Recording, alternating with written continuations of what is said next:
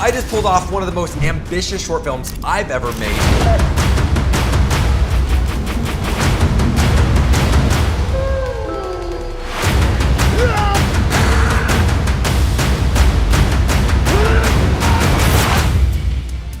So, Stranded 3 starts off with a really cool skydiving sequence where Nate and I are falling to the earth, but we're doing this in a green screen, hanging on wires and being blown by leaf blowers. It looked like I was skydiving. That way, we could control my movement because there was places I had to shift over.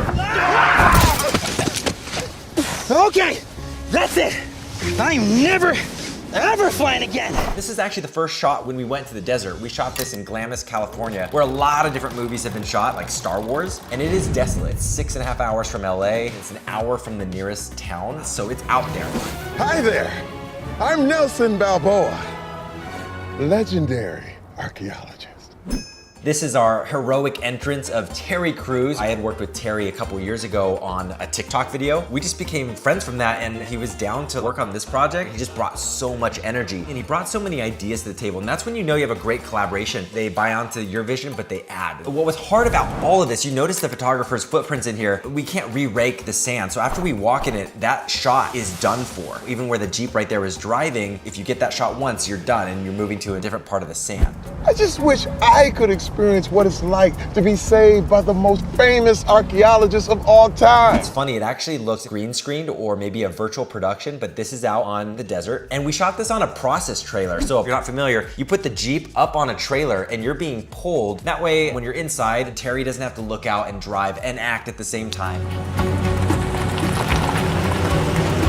This is Terry Crews' character's home base, which our team started setting up at like 4 a.m. that morning because we only had one day in this entire dig site camp. Getting extras out here in the middle of the desert is difficult. It's not like in LA where there's tons of background actors. So we actually put a lot of our crew and other actors into this shot, and you'll notice a little Easter egg. The mummy, who's played by Cam, is right here. Boom, that's him. And not to ruin the full movie magic of this set, but it was actually only in the shape of a C, and we designed it that way so that we could change the angles. We obviously wanted the audience to think that Passageway had a bunch of turns and twists and mazes. We just switched the camera angles and added cobwebs and changed the set deck around each corner so it looked different, but that's just the same set reused over and over and over. To talk about the mummy character, we were thinking that this character could be played by maybe a child actor. When you're in filmmaking, there's a lot of rules to working with kids or children on set and the limited time you have. We ended up casting a little person. His name is Cam. He's an incredible actor. He was such a trooper because he would be in this wardrobe. It would take an hour and a half, if not 2 hours, to get wrapped with that mummy costume and get it off. And it came in pieces, but then we had to rewrap it to hide the seams and the transitions. Shout out to the wardrobe team for the amazing design on that. Careful, we might be devouring your soul through the shaka right now. Okay, ha ha.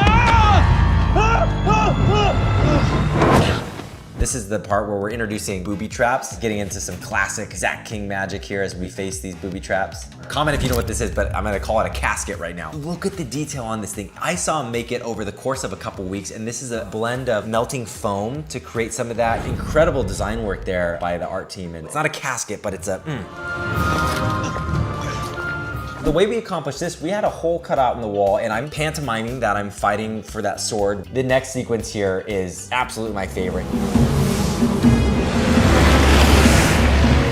The hard part about this sequence was when I got in the paraglider, we had to fly for about 40 minutes to the shooting location, and then we would do circles until the camera was ready. Again, they were on walkie with the Jeep, plus they were on walkie with the drone and me in the paraglider. With all that coordination, it was really slow to get the shots. We would do one take, and then I would go up and circle for 20 minutes in the air. The Jeep would get reset, the drone would change its angle, and we would go again. I was up in the air maybe about 3 hours. Going into an action sequence, you really want to know all your shots, know all your coverage, and then how you're getting the action. What do you actually need to see the Jeep do, or the paraglider, how does it fly? The director, Josh Fapp, put together a Lego mock-up. He did a choreographed video showing the full video storyboards in Lego of what he wanted to see. And it really, as you can see as it's lined up here, it matched the final video and what we ended up doing. I know this is a sentimental scene, but what was funny about it is when me and Nate are reunited, we would hug, but it was so windy here. Every take, Nate's hat would fly off. Every single time. Here's a compilation.